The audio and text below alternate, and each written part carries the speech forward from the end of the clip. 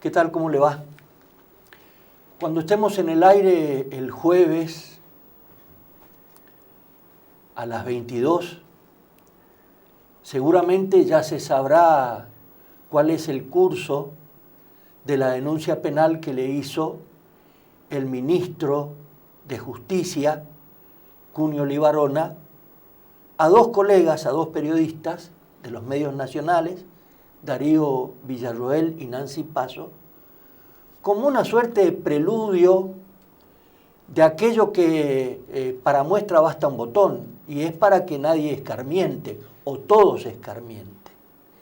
Una persecución peligrosa, donde más allá del corporativismo que dice los allegados a Milei, es natural que los periodistas nos defendamos. Y que eso no contagie a otros dirigentes políticos, gobernadores, en fin, a proceder de la misma manera. Esto va a traer cola, y máxime que al otro día se recuerda, se celebra el Día del Periodista. Nosotros invitamos al director del Diario Norte, Sergio Schneider, un hombre a quien respetamos por su opinión como periodista, y de alguna manera tiene un pensamiento y una óptica de qué es lo que está pasando, y me parece que era interesante compartirlo con usted, y no solamente que usted lo pueda leer, sino que pueda incluso hasta sacarle el audio, mirar sus gestos, ponerle el audio y sacarle los gestos. Me parece que es interesante este tema. Sergio, gracias por venir. ¿Cómo estás? Vos estás diciendo que no puedo decir nada interesante, que saque el audio. Todo bien, Tonino, gracias por la invitación. Bueno, lo primero que se me ocurre preguntarte es cómo estás recibiendo, a pocas horas de celebrar tu día o nuestro día, cómo estás recibiendo este tiempo, digamos, del periodismo. ¿Qué significa vos que de alguna manera me parece que estás transitando los mejores tiempos, ¿no? Siendo director de un medio que marca agenda, que tiene su opinión y que de alguna manera el sector político no puede obviarlo, digamos. Sí, creo que no sé si es el mejor momento, cada etapa tiene lo suyo, ¿no? Lo bueno y lo malo. Poder estar en este rol, lo que tiene de bueno y de apasionante es poder moldear de alguna manera la agenda de temas que le vas a ofrecer a la gente que te lee en el papel, en la web, en las redes. Poder dar un enfoque propio de temas que los tienen todos, pero que a nosotros siempre nos interesa darle como una vuelta de tuerca. Creo que Norte es como, no sé, el medio periodístico de la provincia. Hay mucha competencia, pero creo que periodísticamente Norte es lo que más se aproxima a la idea que uno tiene de lo que debe ser el periodismo. Por lo menos esa fue mi intención desde que pude llegar ahí, y es la que trato de que como equipo llevemos adelante todo el tiempo. En cuanto al periodismo, creo que es un momento muy complicado, muy marcado por la confusión, por la neblina, porque es un tiempo que de la misma manera trasunta la humanidad entera. Un tiempo de confusión, de sensación de que no hay ideales, de que las utopías se cayeron todas. Esto que en su momento se llamó la posmodernidad, que conviene recordar en qué consistió la modernidad. El pensamiento moderno era esa idea de que el hombre, a partir de incrementar sus conocimientos, del desarrollo de la ciencia, podía dejar atrás aberraciones como la guerra, el hambre, y ocurrió prácticamente todo lo contrario.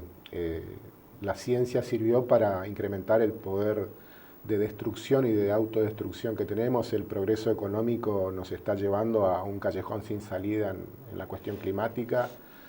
Entonces, en todo ese contexto, el periodismo yo siento que estamos, ¿no? Como en un proceso de confusión, no sabemos dónde poner el foco. Todo se ha banalizado mucho, la aparición de las redes también movió el eje del interés social.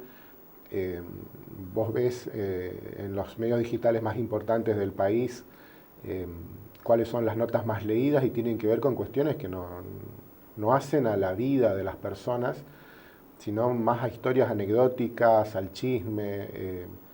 No sé, cuando ocurrió el affair de Mauro Icardi con Eugenia China Suárez, toda esta telenovela de él, Guandanara, claro. La tercera en discordia, estaban al tope.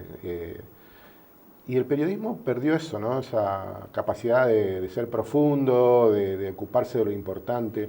¿Marca agenda hoy el periodismo o no? Y en parte sí, pero bueno, convive con esa marejada que parece azarosa, pero no lo es tanto de las redes, toda esta cuestión de los algoritmos que van haciendo circular cierta información y dándole más relieve a una que a otra. Pero falta análisis, digamos, programas como el tuyo, digamos, ¿no? De sentar a alguien y que pueda desarrollar un tema a fondo, eso es como hoy es el antimedio, digamos, sí, ¿no? Sí, totalmente. A pesar de que hay mucha gente que busca eso, pero es como que no, pasame de un tema a otro en 2 minutos. La orientación está a otro lado. Ni hablar de los medios electrónicos nacionales que, bueno, están con el famoso minuto a minuto en medición de audiencia. Claro. Y entonces si vos tenés a una persona hablando, no sé, de la vida sexual de la jirafa y eso mide bien, y lo dejás al premio Nobel de Medicina para el final, y le decís, nos quedan 3 minutos, lamentablemente, bueno, cuéntenos cómo esto de la vacuna contra el cáncer. Y así estamos. Sergio, este tema de que el ministro, por primera vez, yo no recuerdo, desde que arrancamos otra vez con la democracia, el año 83 para acá, que un ministro haya denunciado penalmente por opiniones de periodistas en la justicia. ¿Cómo te cae esto? Digamos? Yo creo que los periodistas no tenemos que tener una especie de inmunidad especial, pero los que están en función de poder, o sea, si vos calumniás, injuriás a alguien, están justamente las vías judiciales para que accionen contra vos. Ahora, los que están en función de poder tienen que respetar eso, el derecho de opinión. Hay además una doctrina muy vieja, que es la doctrina de la ausencia de malicia, digamos, ¿no? Es decir, hay que evaluar si el periodista dice algo con toda la mala fe del mundo de querer dañar a alguien o a un sector, o si se basó en fuentes que eran confiables, pero o en documentos, por ejemplo, que eran confiables, oficiales incluso, pero que estaban errados. En este caso está aprobado el acto de corrupción. Por eso, me parece que además va a tono con un gobierno que es muy intolerante con el pensamiento distinto. En eso, digamos que no hubo transición, digamos, pasamos del kirchnerismo, que tenía un discurso de la pluralidad, la diversidad, pero que era... Siempre andamos por los extremos. Claro, pero que era cinismo puro, porque mucha pluralidad, pero la única pluralidad que admitían era la de decir, ustedes son fantásticos. Claro. A este gobierno que no habla de pluralidad ni nada, pero va directamente a actuar como los anteriores, ¿no? Es decir, al disenso lo descalifican, al que critica lo denostan de manera personalizada. Así que, bueno, lamentablemente pasamos de una manera de entender el poder maltratadora a otra que va por otra vereda económica, pero que en cuanto a la consideración de la opinión diferente del otro, se comporta de la misma manera. ¿Vos creés que puede haber contagios? Recordemos, Tonino, perdón, sí. Vos mencionabas no recordar antecedentes, pero por ejemplo, el gobierno de Menem fue muy de entablar demandas judiciales, ¿no? Recuerdo una, por ejemplo, contra la revista Noticias, cuando Noticias publica aquel informe sobre el hijo no reconocido de Menem, sí. Que luego sí él lo reconoce, que es Carlos Nair. Y, Cristina contra perfil. También, ¿no? Entonces, hay como una tentación del poder siempre de pegarle una patada en la cara al que critica, al que cuestiona, al que revela lo que uno no quiere que los demás revelen del poder. O si no, te sacan la pauta. Sí, bueno, diferentes formas de castigo, ¿no? Claro. ¿Tenés algún temor de que esto pueda generar contagios, digamos? Es decir, lo ven al presidente porque convengamos que Cunio Libarona no va a ser solo, o sea, él tiene que tener la venia al presidente. Incluso el mismo día que Cunio Libarona presenta la denuncia, el presidente va a la sala de periodistas acreditados en la Casa Rosada y lo saluda a todos los periodistas como haciéndose el marketinero, digamos, el number one. ¿Tenés alguna presunción o algún resquemor de que pueda tener contagio esto en gobernadores o intendentes o algo por el estilo? Yo creo que Milei es un animal político muy particular. No creo que los gobernadores, que en general mantienen otro tipo de perfil, los hay más estridentes, más moderados, tengan ganas de imitar esa estética incluso de Milei, ¿no? Que es muy ruidosa, muy de impacto. Él creció así, él llegó así, digamos, ¿no? Convirtiéndose más, como se suele decir, en un showman que en un dirigente político. Bueno, nace como panelista. Sí, y bueno, y hace un camino, encuentra su autopista ideal en las redes, ¿no?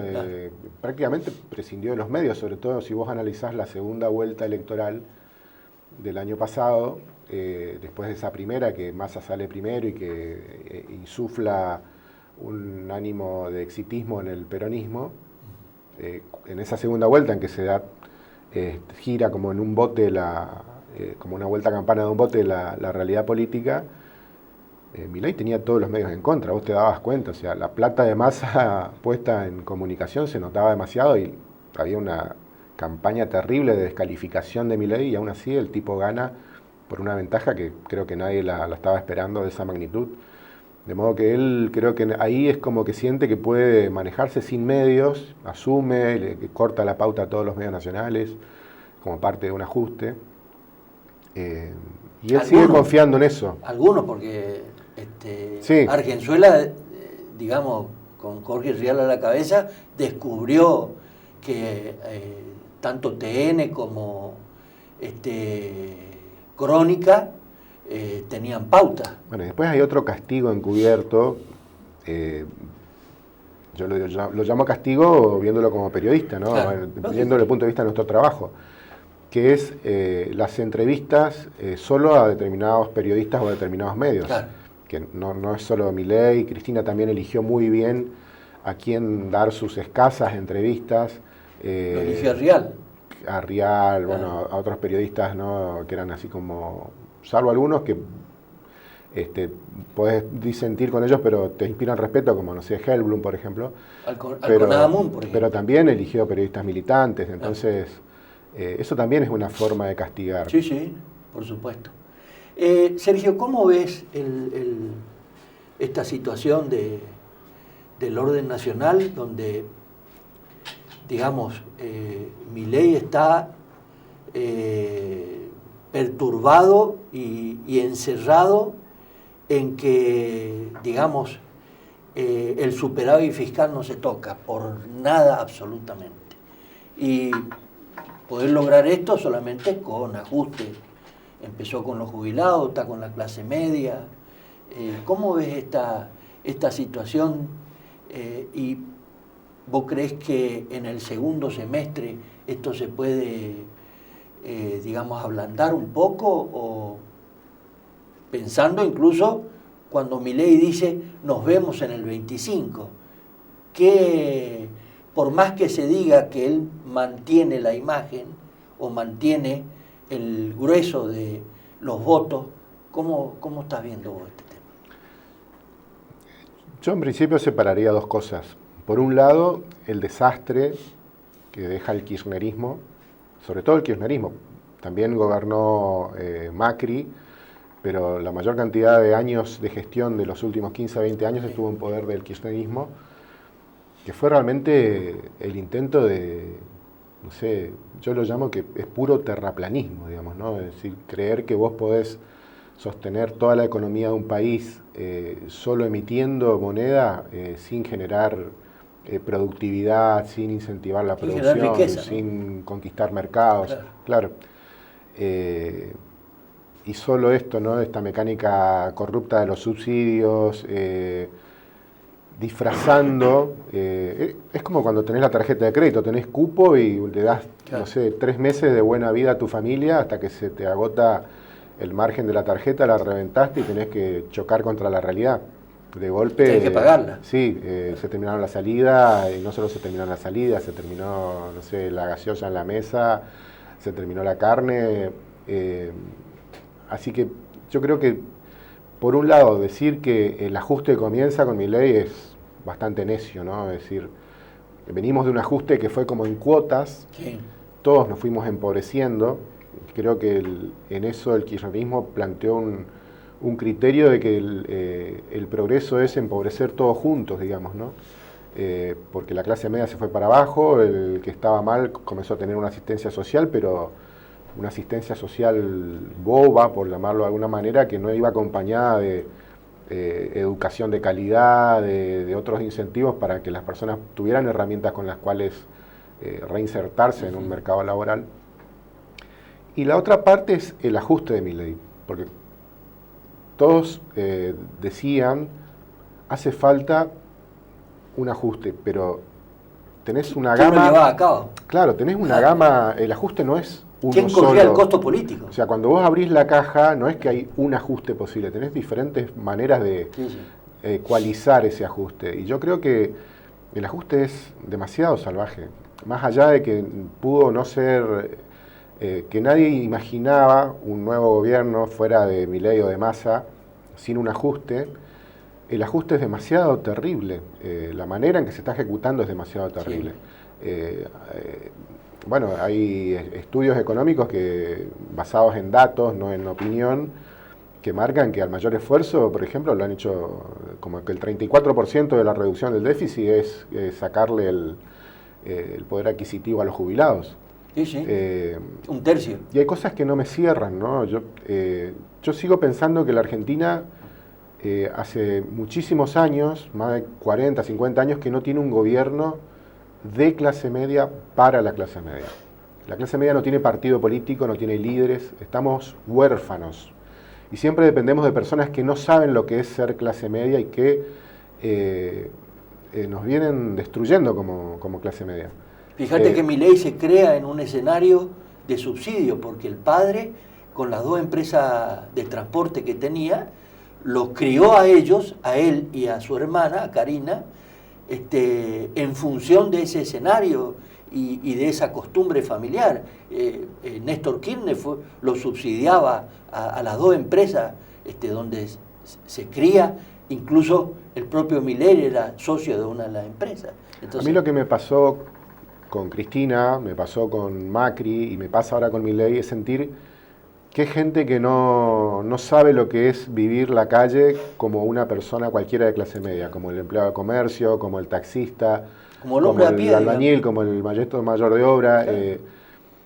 Claro. No viven la realidad. Entonces está esa jactancia, por ejemplo, de Milei ahora de decir, como si fuera algo digno de celebrarse, hicimos el ajuste más grande de la historia de la humanidad. A mí me corre un frío por la espalda, digamos, porque aunque sea así, no es algo para envanecerse. Es como si vos sos médico y salís a la sala de espera donde están los familiares de tu paciente y le decís, hice la amputación múltiple más grande de la historia de la medicina. Claro. Eso provoca dolor, digamos, ¿no? Y este ajuste más grande de la historia tiene detrás un dolor multiplicado en millones de personas que no le pueden comprar las zapatillas al hijo, que no pueden comprarle la comida hasta fin de mes al hijo, que por primera vez en sus vidas tienen que llevar a la familia a un merendero o a un comedor. Acá en la Catedral de Resistencia nosotros lo hemos reflejado. Hay gente que va a la mañana a recibir un desayuno que sirve la gente de Cáritas, y que es gente que vos la ves y es gente de clase media. Ahí en San Javier. Yo me voy a caminar a la plaza y en San Javier vos ves desfilar la... Es gente que hasta tiene trabajo, quizá un trabajo precario, algunos incluso un trabajo en blanco, pero no son capaces, por lo que ganan, por esta economía que se destrozó, de proveerse lo más básico para ellos y sus hogares. Me voy a la pausa y a la vuelta. Contame un poco cómo estás viendo en la provincia, digamos. Si hay salida en la provincia, porque, a ver, vos mirás la gestión de Rosa, mirás la gestión de Pepo, la gestión de Capitanich, y resulta que del 30% o el 25% de pobreza llegamos al 58, 60% de pobreza. Entonces, ¿qué le espera a Esdero, por ejemplo? ¿Qué posibilidades tiene Esdero de poder cumplir las promesas de campaña? Contame un poquito a ver. Dale. La pausa, director.